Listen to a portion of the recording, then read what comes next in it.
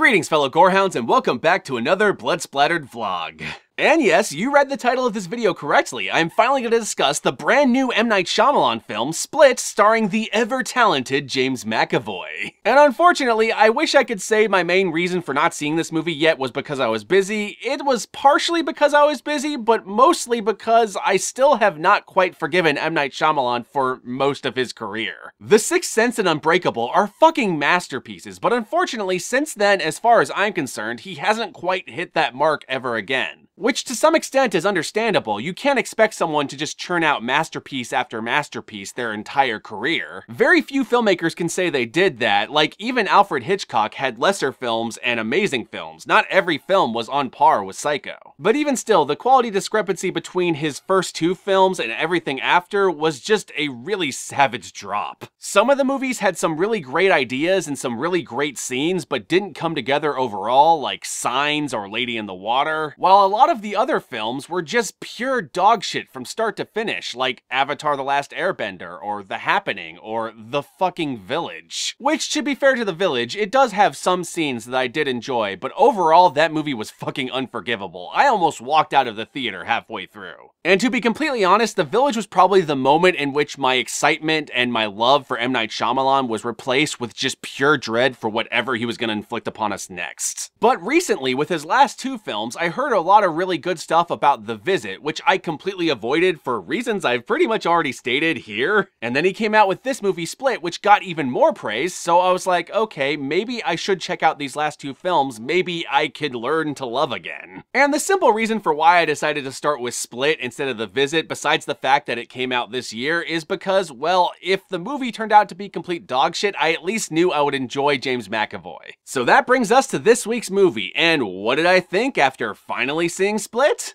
Holy shit, I fucking loved this movie. This movie is a return to form in a big way. In fact, I would even argue that this film is absolutely on par with his first two films, without a doubt. This feels like the movie that Shyamalan should have followed Unbreakable up with, because it is just such a perfect psychological thriller and just a perfect fucking horror film, and definitely would have taken his career in a much better direction. Though to be completely fair, had he made the movie back then, I highly doubt he would have had James McAvoy in the lead, and he absolutely just rocks the shit out of this movie. And you just know this role must have been a dream come true for James McAvoy to land, because in this movie he gets to play not one character, but about 23 other characters. Well, maybe a little less than 23, because while the character has 23 different personalities, James McAvoy only plays about maybe like 6 of them over the course of the movie. Which, if you don't already know, this movie's about a character suffering from a dissociative identity disorder, i.e. a split personality disorder, who has kidnapped these 3 girls and held them captive for reasons that you're not quite clear on. Well, the reasons become clear as the movie goes on, but I'll get to that when we get to the spoilers. Anyway, because of that, James McAvoy ends up playing all these different personalities within this one character, and sometimes he's playing those personalities who are pretending to be one of the other personalities. So not only does he have the hardest job in this movie, bar none, playing every single one of these characters, he nails each and every one, just fucking knocks it right out of the park. James McAvoy, the Babe Ruth of actors. But even outside of James McAvoy, M. Night Shyamalan's penchant for suspense, as seen in his first 2 films, returns in this movie. And unlike in The Happening, all the suspense moments in this movie 100% work. I was not only on the edge of my seat, which in this case was my couch, I also found myself forgetting to breathe while watching the movie because I was so just on edge. Just a whole lot of moments of like, holy shit, what the fuck is gonna happen? Oh geez, oh fuck, I forgot to breathe.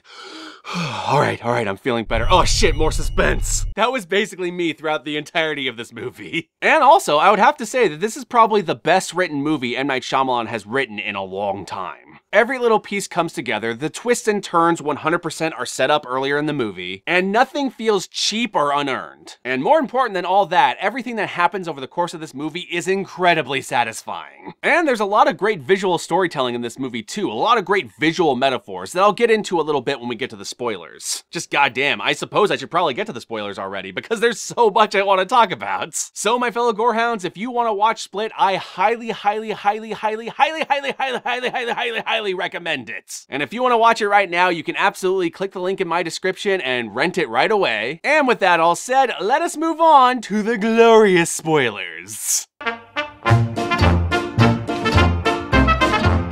Alrighty then, so this movie opens up with 3 teenage girls, 2 popular pretty girls and 1 unpopular, still kind of pretty but not movie pretty girl. And these 3 girls are kidnapped after a birthday party by James McAvoy. And I just want to say the scene in which they're kidnapped, in which this guy just gets into their car and just sprays their faces with this stuff that knocks them out, just the way this scene is shot, edited, and paced is just so fucking perfect. It's hands down one of the greatest suspense scenes that M. Night Shyamalan has done since The Sixth Sense. And I do mean some of the best moments of suspense by The Sixth Sense, by the way, like the scene with the kid underneath the blanket. You fucking know which scene I'm talking about. That scene made you jump, just fucking admit it. And while this scene didn't make me jump, it absolutely got me on like a gut level. Anyway, these 3 girls wake up in this one room that has obviously just been built for the sole purpose of keeping them in. It's made to kind of look like it's supposed to be a room in a house, but it seems to be in a basement. So anyway, James McAvoy walks in and we're introduced to essentially his first personality, this character named Dennis. And Dennis is an absolute fucking creeper who likes to watch little girls dance naked. And on top of that, Dennis has a pretty fucking severe case of OCD. So like anytime the girls get something on their clothes or get dirty a little bit, he forces them to take it off. And the most uncomfortable thing about when he does that is you're not entirely sure if it's because of the OCD or because of his penchant for naked girls. And the thing that gets you is that more than likely it's probably for both reasons. So anyway, Dennis walks in and points to one of the girls and says, "I choose you," grabs her and then rips her out of the room. The other pretty popular girl starts banging on the door because her friend was just pulled away, and the unpopular girl starts imagining, well, not imagining, but reminiscing of this one time she went hunting. And at first I wasn't entirely sure how necessary these hunting flashbacks were until the movie went on and made it clear why it was necessary. But at first it seems like the purpose they serve is the father is teaching the daughter how to hunt, and this seems to correlate in how the daughter is going to deal with James McAvoy. And over the course of the movie, this is how the main character is able to keep calm in all these dire circumstances, because her father taught her how to. So they hear some arguing on the other side of the door, and then Dennis throws the other girl back into the room with them. And this is when the girl says he tried to get me to dance and starts actually putting her clothes back on. And it turns out the other personality he's arguing with is a personality called Patricia. And Patricia seems to be the only personality featured in the movie that is absolutely a woman. And while this is all going on, we're also cutting away to this one psychologist named Dr. Fletcher. And Dr. Fletcher is essentially the woman who is treating this character in all his split personalities, and it turns out his base personality is called Kevin. And for some reason, Dr. Fletcher keeps getting these emails by different personalities of Kevin's saying that, oh shit, something's wrong's going on, we need to have a meeting right now. So she ends up calling Kevin in for a meeting, and the personality that ends up showing up, Barry, which seems to be this kind of effeminate, almost like stereotypically gay guy, this personality keeps saying, "Ah, nah, everything's fine, everything's okay. The other personalities are just getting paranoid." But Dr. Fletcher has been working with Kevin for a long time, and she's been seeing Barry for a long time, because Barry is the one who ends up deciding who gets the light, i.e. who gets to control the body at any given time. He's essentially the dominant personality when Kevin's not in control. Because it turns out Kevin's actually a victim of severe psychological abuse at the hands of his mother, and that's why he has all these different personalities to protect himself. But one thing Dr. Fletcher picks up immediately is that Barry is not acting right. He's acting very weird and out of character. In fact, he's showing signs of having OCD, which is one of Dennis's personality traits. So over the course of the movie, she begins to suspect that Dennis took over from Barry, and that Barry is buried somewhere deep within Kevin, and that Dennis is absolutely up to something, but she's not sure what. Meanwhile, back at where the girls are being kept, they discover that their room is obviously a fabrication. So they bang on all the walls trying to find some sort of hollow spot that they can escape through, and they find one, but on the ceiling. So they start ripping away at the ceiling and they find this giant air duct. And this is when the pretty blonde girl climbs up there and escapes through the air duct and finds out that they're in some sort of weird tunnel system.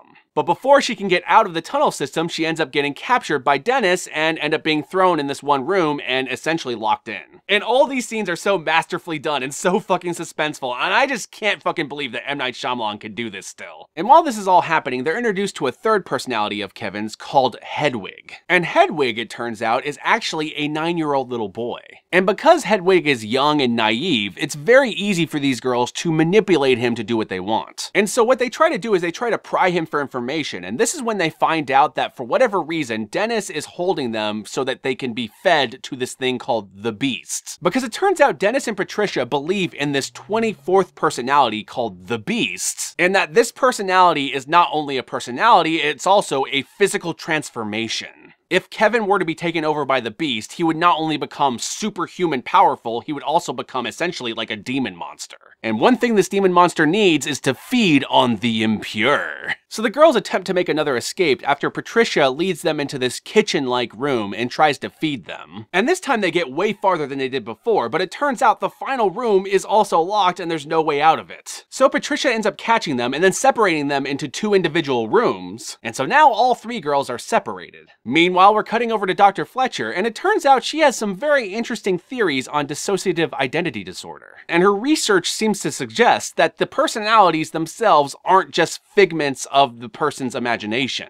There seems to be something more supernatural at work, like how could some of these personalities have diseases that are biological diseases, but the main personality or the other personalities don't? For example, apparently one of Kevin's personalities has diabetes, but the other ones don't. But because of these outlandish theories, Dr. Fletcher is a bit of a pariah within her field. But if her theories are correct, then that does mean that this idea of the Beast would entirely be possible. So anyway, we start having some more flashbacks with the unpopular girl and her past and her father and their hunting trip. And it turns out there's more than one purpose for these flashbacks. They're not just to show us how she's able to be so strong in the face of diversity. They're also there to show us that she has something in common with Kevin, and that's that she had an abusive past. Because we find out that her uncle, which went on these hunting trips with her and her father, actually sexually molested her. And that after her father ended up dying suddenly, she ended up getting taken in by her uncle who took sole custody of her. So after a certain point, her sole guardian became an abuser, much like Kevin.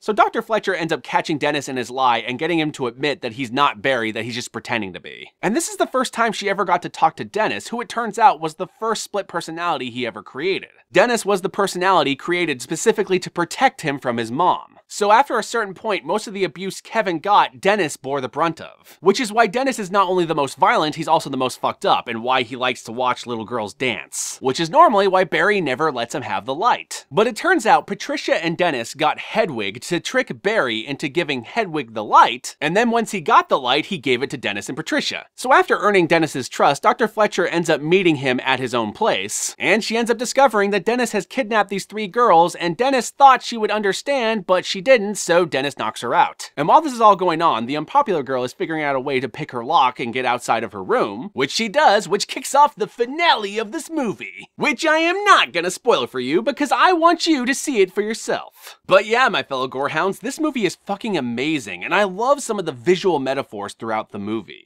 A good example of what I'm talking about is when we're first introduced to the room in which the girls are being kept in. We have this one shot in which there is one bed here, one girl here, and 2 girls here, and we see basically the layout of the room. But the wall behind them, much like my set here, is split down the middle. The wall comes together in the center. And what I love about this visually is that not only does that visually represent oh yeah, he has a split personality, he's more than one thing. It also visually establishes the divide between the unpopular girl and the 2 popular girls. One being to freak out and fight back, and the other being to play it cool and wait for your moment. So if you did not notice that the first time you watched the movie, I highly recommend rewatching it so that you can notice it this time. Now before I end this video for good, my fellow gorehounds, there is one last thing I want to talk about, but this one is the spoiler to end all spoilers. So if you have not seen this movie and you already know that you want to watch it based on this review, then stop right here. I'm fucking serious. Alright, you're all on board to hear this? Alright. Brace yourself, because it turns out at the end of this movie, they reveal that this movie isn't just Split, it's also a sequel to fucking Unbreakable. I couldn't make that up if I tried. The end of this movie has this one scene in this diner in which there is a news report going on the TV. And in the news report, they're talking about what just happened in the movie and how James McAvoy's character, Kevin, is now being called the Horde. And essentially talking about him like he's the birth of a new supervillain. And this one diner patron sitting there going, this sounds an awful lot like that one terrorist who was put in jail 15 years ago. What was his name? Mr. And then Bruce Willis is revealed and he says, Mr. Glass. Holy shit!